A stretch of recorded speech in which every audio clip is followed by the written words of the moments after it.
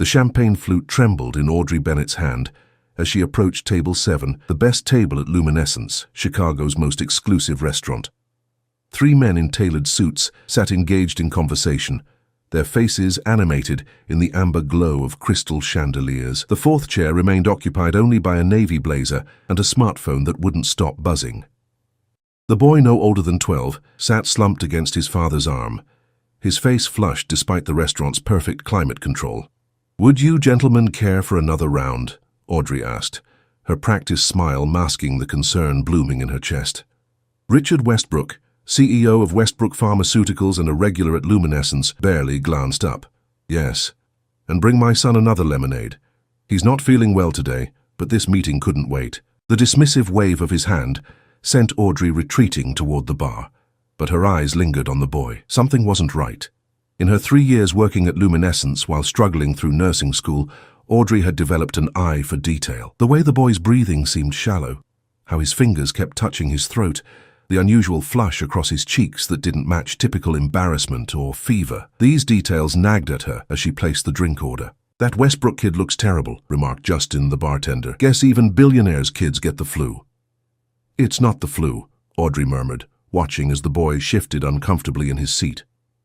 2 days earlier, during her pediatrics rotation, Professor Dawson had delivered a lecture on recognizing the subtle signs of anaphylaxis in children, how they often presented differently than adults. Sometimes the most critical symptoms aren't dramatic. They're quiet, easily dismissed, the professor had said, and that's when children die. The memory sent a chill down Audrey's spine as she carried the fresh drinks on her silver tray. The boy now had a barely perceptible rash spreading up his neck, and his breathing had become more labored. As she set the lemonade before him, she noticed him pushing away a barely touched plate of the chef's special, pan-seared scallops with a hazelnut crust. "Is everything all right with your meal?" she asked the boy directly, ignoring protocol that dictated she address the adults first. "My throat feels funny," the boy whispered, "and my tongue is big." Richard Westbrook frowned at the interruption. "Tyler's fine. He has allergies, but Dr. Morrison here checked him before we came. He's cleared him to try new foods as part of his desensitization therapy." He nodded toward one of his companions, a silver-haired man who offered a clinical smile. "Of course, Mr. Westbrook. I apologize for the intrusion." Audrey stepped back, her mind racing. She glanced at Dr. Morrison, who was more interested in his wine than his patient. The third man, introduced earlier as Westbrook's legal counsel, continued discussing contract terms as if nothing were amiss. At the next table, Audrey overheard fragments of the men's conversation. Clinical trials, breakthrough treatments, a merger announcement planned for tomorrow. Millions of dollars hung in the balance of this dinner meeting. No wonder Westbrook had brought his son along rather than cancelling. Tyler's hand now trembled as he reached for his lemonade, and a barely audible wheeze escaped his lips. The sound crystallized Audrey's suspicions into certainty. She moved deliberately to the service station, her heart hammering against her ribs. Manager protocols dictated that servers never question a guest's medical choices or suggest medical interventions. It was grounds for immediate termination. Luminescence catered to the elite, those who valued discretion above all. But nursing school had taught her a different protocol. When a life hangs in the balance, nothing else matters. "Marcus," she whispered to her manager, "the Westbrook boy at table 7 is having an allergic reaction. Anaphylaxis. I'm certain of it."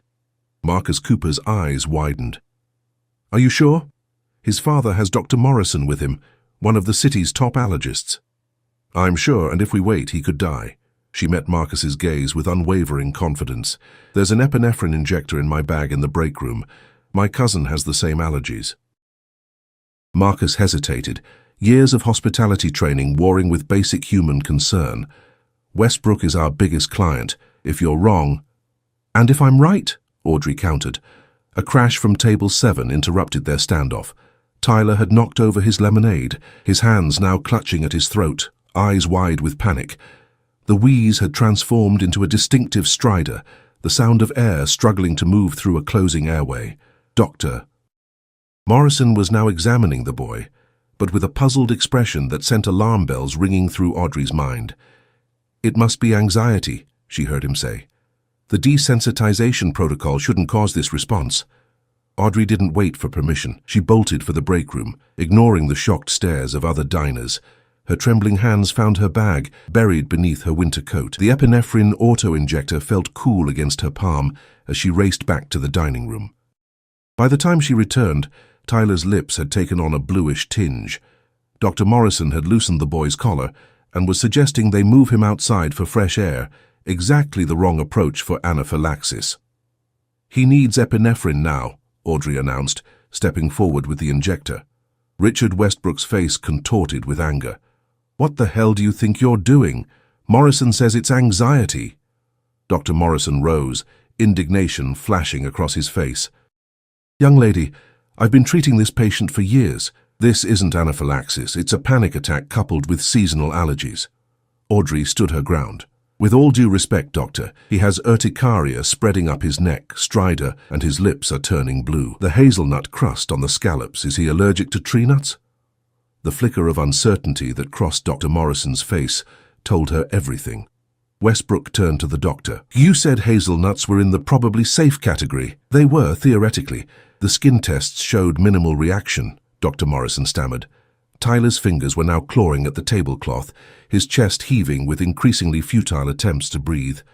"We don't have time for debates," Audrey said, her voice steady despite her racing heart. "I'm a nursing student, and this is anaphylaxis. If we don't treat it now, he could die in the next few minutes." The restaurant had gone silent, dozens of Chicago's elite watching the drama unfold. Richard Westbrook, a man accustomed to commanding rooms and making split-second billion-dollar decisions, looked from his gasping son to the determined waitress with the injector. "Do it," he finally said. With practiced movements that belied her nervousness, Audrey knelt beside Tyler. "This will hurt for a second, but then you'll feel better," she told him, pulling his pant leg aside to expose his outer thigh. She pressed the auto-injector firmly against his leg and heard the click that delivered the life-saving medication. 10 seconds. 20. The entire restaurant seemed to hold its breath along with Audrey as she counted silently. Then, almost imperceptibly at first, Tyler's breathing eased. The desperate clawing of his fingers relaxed, and color began returning to his face. "Call an ambulance," Audrey instructed, maintaining pressure on the injection site. "The epinephrine will help temporarily, but he needs emergency care. Anaphylaxis can have a biphasic response. It could come back worse within hours." As if awakened from a trance, Marcus rushed to the phone. Dr. Morrison knelt beside Audrey, his earlier certainty replaced with humility, as he helped monitor Tyler's vital signs. Richard Westbrook had not moved, his expression unreadable as he watched his son's life hang in the balance, saved not by his wealth or connections, but by a waitress working her way through nursing school. Outside, sirens wailed in the distance, drawing closer to Luminescence's gleaming facade. Audrey remained beside Tyler, her hand steady on his wrist, counting his strengthening pulse. For the first time since she'd approached table 7, she allowed herself to breathe deeply. What she didn't know, couldn't know, was how this moment would alter the trajectory of her life, entangling her fate with the Westbrooks in ways she could never have imagined. As the paramedics rushed in, she caught Richard Westbrook's gaze. The gratitude in his eyes carried something else, something that sent a different kind of shiver down her spine. Recognition. Not of her person, but of her potential, and the dawning realization that he had overlooked something valuable hiding in plain sight. 2 weeks after the incident at Luminescence, Audrey Bennett stood outside the imposing glass headquarters of Westbrook Pharmaceuticals, clutching her resume in one hand and a coffee in the other. The autumn wind whipped through the Chicago streets, scattering golden leaves across the plaza, where a massive sculpture, a double helix that deliberately avoided resembling DNA per the company's branding guidelines, twisted toward the sky. She had been summoned here by a brief formal email from Richard Westbrook's assistant. "Mr. Westbrook requests your presence to discuss a potential opportunity." No explanation, no context, just an address, a date, and a time that required her to reschedule her clinical rotation. The night at the restaurant had ended in a blur. Paramedics had whisked Tyler away, with his father accompanying him in the ambulance. Dr. Morrison had followed in his own car, shame etched into the lines of his face. Marcus had sent her home early, his expression unreadable. By the next morning, Audrey had convinced herself she would be fired. Protocol violations of that magnitude weren't overlooked in establishments like Luminescence. Instead, She had arrived at work to find a massive bouquet of lilies and a handwritten note. "You saved my son's life.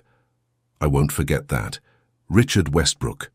Accompanying it was a check with more zeros than she had ever seen, enough to cover her remaining tuition and then some. The money had felt simultaneously like a blessing and a burden. She hadn't cashed it yet, unsure what accepting such a sum would mean. Now, as she approached the security desk, she wondered if this meeting was about the money. Perhaps Westbrook wanted to ensure her silence about the incident to protect both his and Dr. Morrison's reputations. "Audrey Bennett for Richard Westbrook," she told the security guard, trying to project confidence she didn't feel. 20 minutes and 3 elevator rides later, she was ushered into a corner office with floor-to-ceiling windows overlooking Lake Michigan. Richard Westbrook stood with his back to her, phone pressed to his ear. "I don't care what the focus groups say," he was saying, his voice carrying the same authoritative tone she remembered from the restaurant. "The side effect profile is too risky. We're not putting it forward for approval. End of discussion." He hung up without waiting for a response and turned to face her. Up close, without the dim lighting of the restaurant, Richard Westbrook looked both more imposing and more human. His salt-and-pepper hair was perfectly styled, but shadows beneath his eyes hinted at sleepless nights. The tailored suit couldn't quite hide the slight stoop of his shoulders. A man carrying invisible weights. Ms. "Bennett, thank you for coming." He gestured toward a seating area by the window. "Please." Audrey sat, smoothing her skirt, the nicest one she owned, purchased during a rare splurge at a department store sale. "How is Tyler?" she asked, surprising herself with her directness. A smile softened Westbrook's features. "Fully recovered, thanks to you, and much more careful about reading ingredient lists." He sat across from her, studying her face. "You haven't cashed my check." "I wasn't sure if I should." "Because you think it comes with strings attached." Audrey met his gaze. "Doesn't it? Money like that usually does." Westbrook leaned back, something like respect flickering in his eyes. "Fair assumption. But in this case, the only string was getting you to come here today so I could offer you a job." Of all the scenarios Audrey had imagined, this hadn't been one of them. "A job? Mr. Westbrook, I'm still in nursing school. I have clinicals and I'm aware of your schedule. I've spoken with Dean Harriman at your school." He raised a hand at her surprised expression. "Yes, I made some calls. I was curious about the woman who saw what a board-certified allergist missed." "That's a bit invasive," Audrey said, discomfort rising in her chest. "It's thorough," Westbrook corrected. "And what I learned was impressive. Top of your class despite working full-time. Clinical instructors who rave about your observational skills, and a personal history that explains your interest in anaphylaxis." Audrey stiffened. He'd discovered her past, the childhood tragedy she rarely discussed. "My brother's death was private family business. And yet it shaped you, drove you to notice what others missed with my son." Westbrook's voice softened slightly. "I apologize if my research feels intrusive, but I needed to understand who you are before making this offer." "Which is what exactly?" Westbrook stood and walked to his desk, returning with a folder which he placed before her. "Westbrook Pharmaceuticals is launching a new division focused on emergency response medications, epinephrine delivery systems, emergency antidotes, rapid response treatments, the kind of medications that save lives in critical moments." Audrey opened the folder to find a job description. Clinical Consultant, Patient Advocacy Program. "We need someone who understands both the clinical and human sides of emergency medicine," Westbrook continued. "Someone who can help ensure our products meet real-world needs, not just clinical trial specifications. The position includes flexible hours to accommodate your studies, full benefits and tuition coverage for the remainder of your program." The salary listed made Audrey's eyes widen. It was 4 times what she made at Luminescence. "This is generous." "It's strategic," Westbrook corrected. "What happened with Tyler exposed a blind spot in our approach. Dr. Morrison isn't the only physician who sometimes misses what's right in front of him. Too many doctors are isolated from the realities of how their patients actually experience symptoms." Audrey closed the folder. "Mr. Westbrook, I appreciate the offer, but I can't help feeling this is more about your gratitude than my qualifications. I'm still a student." "You're selling yourself short, Ms. Bennett. This isn't charity or gratitude. It's recognition of talent. You have something that can't be taught, the ability to see what others miss, especially under pressure. That's rare and valuable. Before she could respond, the office door opened and Tyler Westbrook entered, looking remarkably different from the sickly boy she'd last seen. His complexion was healthy, his eyes bright with curiosity as they landed on her. "Dad, is this her? The waitress who saved me?"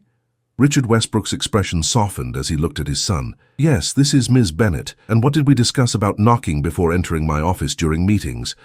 Tyler grinned, unapologetic. "Sorry, but Mom said I could come meet her if I finished my homework." He extended his hand to Audrey with surprising formality. "Thank you for saving my life, Ms. Bennett." The sincerity in the boy's voice caught Audrey off guard. She shook his hand, noticing the medical alert bracelet now encircling his wrist. "You're welcome, Tyler. How are you feeling?"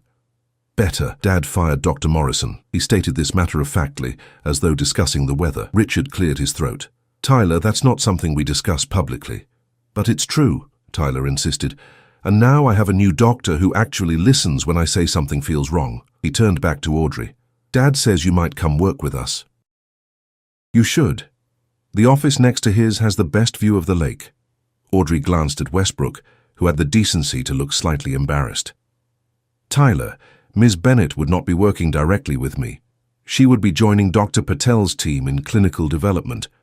Tyler shrugged. "Still, you should take the job. Dad never offers jobs to people himself unless he really wants them on his team." "Thank you for that insight, son," Westbrook said dryly. "Perhaps you could give Ms. Bennett and me a moment to finish our discussion." After Tyler departed, an awkward silence filled the office. Audrey finally broke it. "You fired Dr. Morrison." Westbrook's expression hardened. "He nearly killed my son through arrogance and negligence. His desensitization therapy was experimental at best, dangerous at worst, and when the symptoms began, he was too proud to recognize his mistake." He exhaled slowly. "But that's not why I asked you here today." "Isn't it, though?" Audrey challenged. "Your son nearly died because a medical professional missed obvious symptoms. Now you want to hire someone, me, who won't miss those details, someone who will speak up, even when it's uncomfortable." A smile tugged at the corner of Westbrook's mouth. "You're perceptive in more ways than one, Ms. Bennett. And blunt. I should warn you about that. I consider that an asset, not a liability." He gestured to the folder. "Take the weekend to consider the offer. Talk to your advisors at school if you wish. But no, this isn't just about what happened with Tyler. It's about what I believe you can bring to this company, and to patients who need advocates like you." As Audrey left the Westbrook Pharmaceuticals building an hour later, her mind swirled with possibilities. The job would solve her financial struggles instantly, allow her to complete her education without working overnight shifts, and potentially give her a platform to influence medical products used nationwide. Yet, something nagged at her. A sense that there was more to Westbrook's interest than he was revealing. The coincidence seemed too perfect, a near tragedy averted, followed by a life-changing opportunity. In her experience, billionaire CEOs didn't make decisions based on gratitude alone. What she couldn't know was that back in his office, Richard Westbrook was on the phone with his head of security, requesting a more thorough background check on Audrey Bennett, one that would uncover the connection between her family's tragedy and Westbrook Pharmaceuticals' darkest chapter, a connection Audrey herself wasn't fully aware of, but which would soon threaten everything she held dear. 3 months into her role at Westbrook Pharmaceuticals, Audrey Bennett had settled into a rhythm that balanced her final semester of nursing school with her new position. The clinical advocacy team had welcomed her expertise, and Dr. Patel had become both mentor and friend. Even Richard Westbrook had proven to be a more accessible boss than she'd anticipated, stopping by weekly to check on projects and occasionally bringing Tyler, who had developed a cheerful habit of asking Audrey medical questions that ranged from insightful to comically grotesque. On this particular Tuesday morning in January, Audrey arrived early to prepare for a presentation on their newest epinephrine delivery system. The office was quiet, most employees not due for another hour. She set her coffee on her desk and noticed the manila envelope placed conspicuously atop her keyboard. No markings, no labels, just a sealed envelope that hadn't been there when she'd left the previous evening. Curiosity piqued, she opened it to find a stack of photocopied documents, internal memos, clinical trial reports and newspaper clippings, all dating back 15 years. At first, the material seemed random, until a name jumped out from a faded article. Bennett family files suit against pharmaceutical giant. Audrey's coffee grew cold as she read through the documents, her hands trembling. The pieces connected like a macabre puzzle. Westbrook's previous company, North Star Pharmaceuticals, had developed an asthma medication that had been fast-tracked through approval. Her brother, Michael, had been one of 17 children who had suffered fatal reactions to the drug. The subsequent lawsuit had been settled quietly, with records sealed by court order. 6 months after the settlement, North Star had been acquired by a larger company, and Richard Westbrook had started Westbrook Pharmaceuticals with his portion of the buyout. The final document was a confidential memo from Westbrook himself, dated weeks before Michael's death. Preliminary data suggests possible severe reactions in patients with certain genetic markers. Recommend delaying market release until further testing. That recommendation had been overruled by North Star's board of directors. The medication had been released, and Michael had died. Audrey felt the room spin. Her brother's death, the tragedy that had shaped her entire life's path, was connected to the man who now signed her paychecks, the man whose son she had saved. "Ms. Bennett, are you all right?" She looked up to find Richard Westbrook standing in her doorway, concern etched on his face. When his eyes fell to the documents spread across her desk, his expression shifted to something unreadable. "Where did you get those?" he asked quietly, closing her office door behind him. Audrey stood, anger rising in her chest. "They were on my desk this morning. Did you know when you hired me? Did you know who I was?" Westbrook's silence was answer enough. "My brother died because your company rushed a drug to market, a drug you knew wasn't safe." Her voice shook with 15 years of accumulated grief. "Was this job some sort of, what? Guilt offering? Penance?" "It's more complicated than that," Westbrook said, his usual confidence subdued. "Yes, I knew who you were when you saved Tyler. I recognized your name immediately, and didn't think to mention it. By the way, Audrey, my previous company's negligence killed your brother, but here's a job to make up for it." Westbrook flinched at her words. "I wanted to tell you, many times, but I feared you wouldn't take the position if you knew." "You're right about that," Audrey snapped, gathering the documents into the envelope. "Consider this my resignation. Please wait." Westbrook moved to block her exit. "There's more you don't know about what happened after Michael and the others. What could possibly matter now? The memo you're holding, my recommendation to delay, was the reason I was forced out of North Star. I fought the board on releasing that medication. I lost, and 17 families paid the ultimate price." Westbrook's composed facade cracked, revealing genuine anguish. "When I started this company, I made a vow that patient safety would never be compromised for profit. Never again." Audrey's grip tightened on the envelope. "Noble. But it doesn't bring my brother back. No, nothing can." He hesitated, then continued. "But what if you could help prevent other families from experiencing the same loss? The emergency response division you've been working with, it was created specifically to address the failures that led to those 17 deaths. Including Michael's," she said, the anger in her voice now tinged with bitter understanding. "Yes." A knock at the door interrupted their standoff. Dr. Patel entered, looking concerned. "Audrey, I was hoping to review the slides before—" She stopped, sensing the tension. "Is everything all right?" Westbrook straightened, his CEO demeanor sliding back into place. "Just discussing some historical documentation Ms. Bennett uncovered. We'll continue this later." He nodded curtly and left.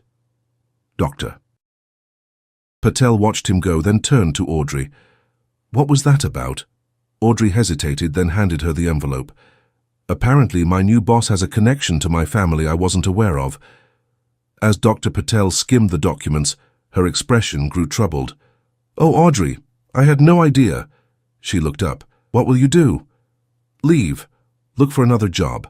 I can't work for the company connected to Michael's death." But Westbrook wasn't responsible. From these documents, it seems he tried to prevent it. "It doesn't matter. Every time I see him, I'll think of Michael." Dr. Patel sighed. "Before you decide, there's something you should know. The emergency auto-injector you've been helping design, Westbrook fast-tracked it personally, against the board's objections about profit margins. He insisted it needed to be affordable for every school, every restaurant, every public space. She paused. Now I understand why. The revelation hung between them as Audrey struggled to reconcile her anger with this new information. Before she could respond, her phone buzzed with a text from Paula, Tyler's nanny. "Tyler, having bad reaction. In lobby. Need help now." Audrey bolted for the elevator, Dr. Patel close behind. In the lobby, they found Tyler slumped in a chair, Paula frantically rummaging through a backpack. His face was flushed, hives spreading visibly up his neck. "He insisted on a muffin from the cafe across the street," Paula explained, panic in her voice. "I checked with the server. They said no nuts, but his injector, I can't find it." Audrey knelt before Tyler, who was struggling to breathe. "Tyler, look at me. Where's your backup injector? The one you keep in your pocket?" "Left. Home," he wheezed. "Switched jackets."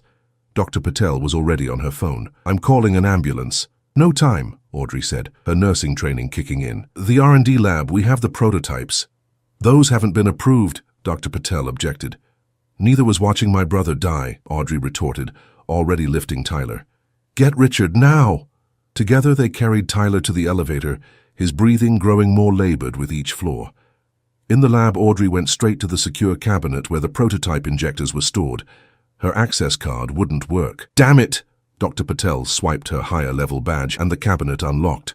Inside, rows of the new auto-injectors gleamed under the fluorescent lights. Audrey grabbed one, checking the dosage markings. "These are calibrated for adults," Dr. Patel warned. "Tyler needs a pediatric dose." Audrey's mind raced, calculating Tyler's weight against the adult dosing. Too much epinephrine could cause cardiac problems. Too little would be ineffective against the closing airway. In that moment, she understood exactly what Richard Westbrook had faced 15 years ago.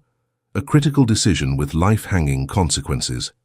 "I'll adjust the injection time," she decided, manipulating the prototype's innovative timing mechanism, a feature she had personally advocated for during development meetings. "Instead of a full 3-second deployment, I'll manually stop at 1.5 seconds. Tyler's lips were turning blue as Audrey pressed the injector against his thigh. "This will hurt, buddy, but it'll help you breathe."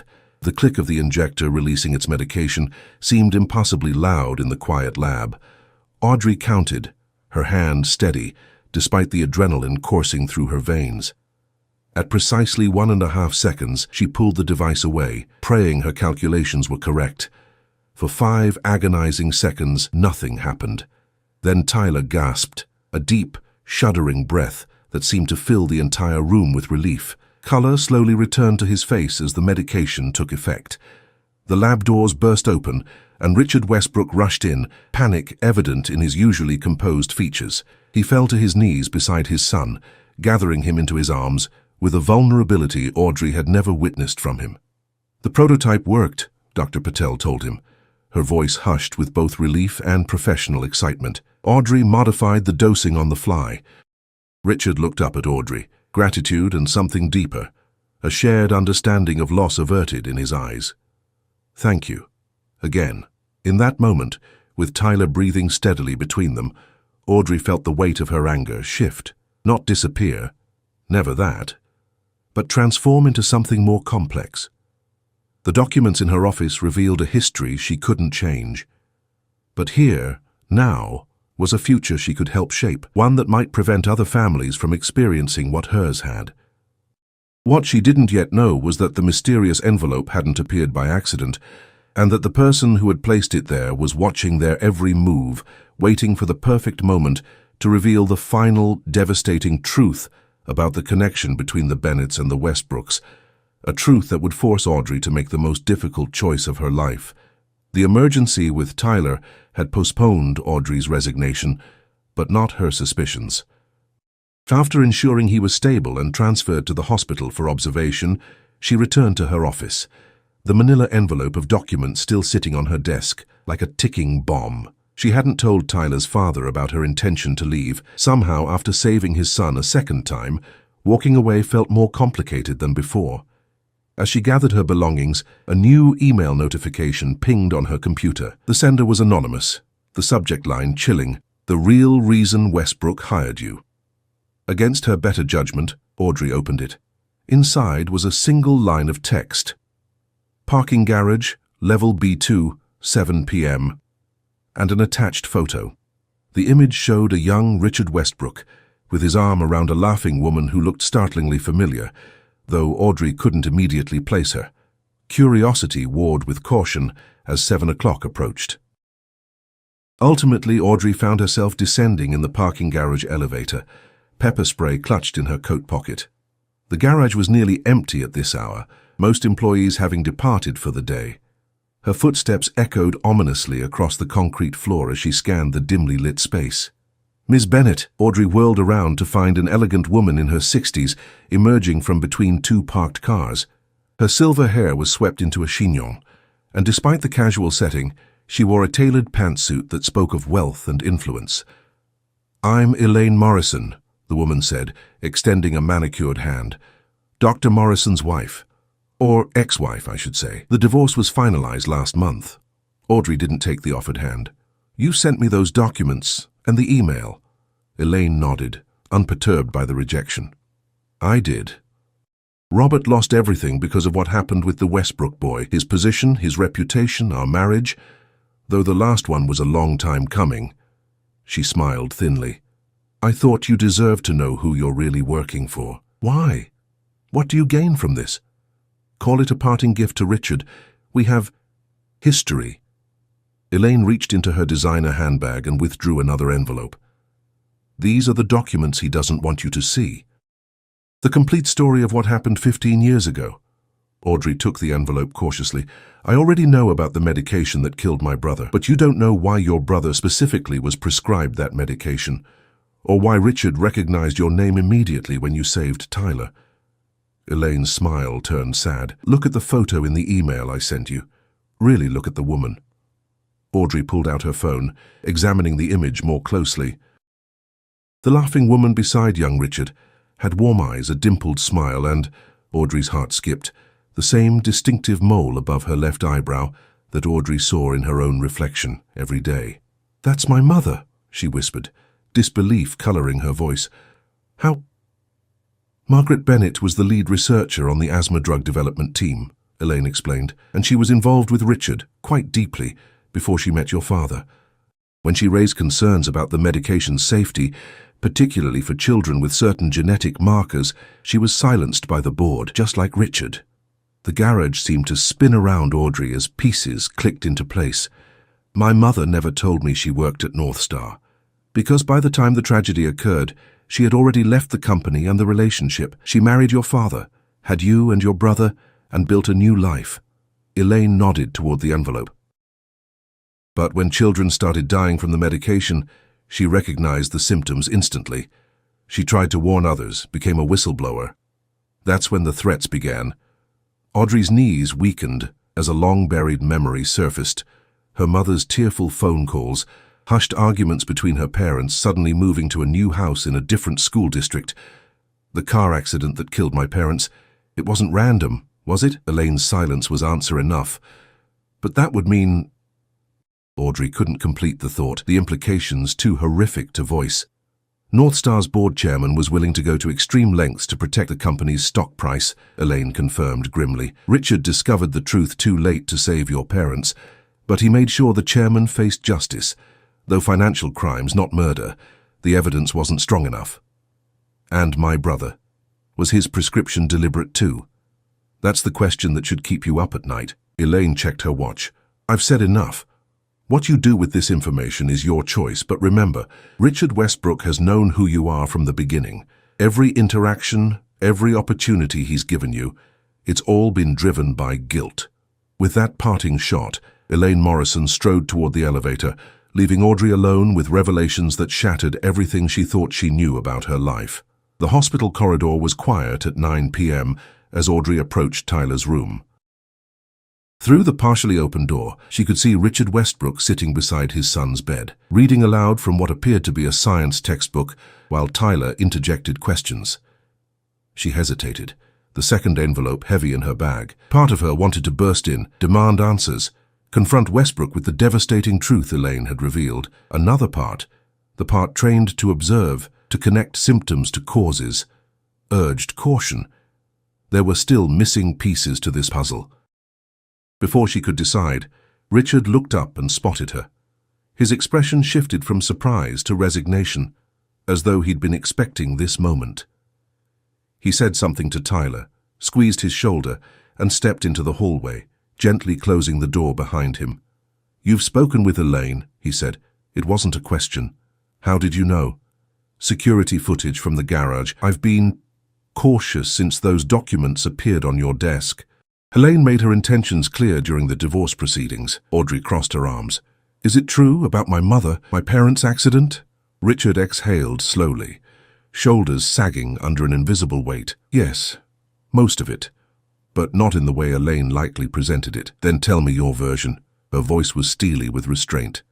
"Not here." He nodded toward a family consultation room across the hall. "Tyler doesn't need to overhear this." The small room was designed for difficult conversations.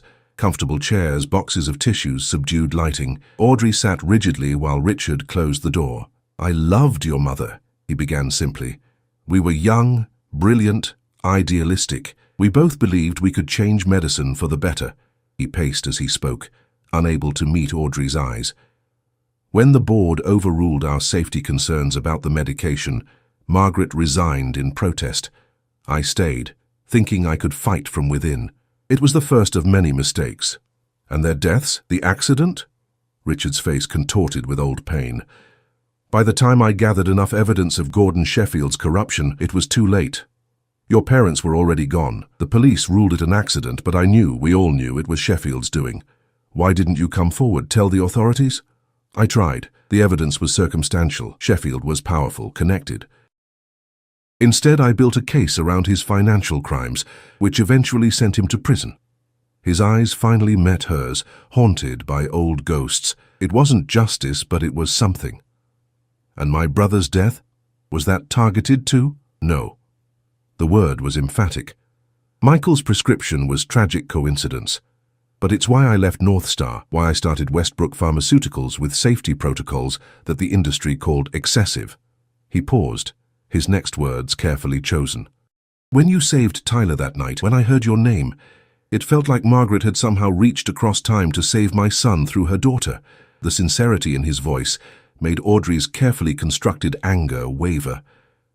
"Why not tell me this from the beginning? How could I? Hello, I'm Richard Westbrook. I loved your mother, failed to protect your family, and now I want to offer you a job." Bitterness edged his voice. "I convinced myself you were better off not knowing. That the position was justified by your talent alone, which it was. But the truth is, I couldn't pass up the chance to have Margaret's daughter helping fulfill the mission we once shared." Silence fell between them, heavy with decades of interconnected tragedy and loss. Outside the consultation room, hospital life continued. Nurses checking vitals, families visiting patients, life and death coexisting in the antiseptic corridors. "I need time," Audrey finally said, "to process all this. To decide what it means for my future here." Richard nodded. "Of course, take all the time you need.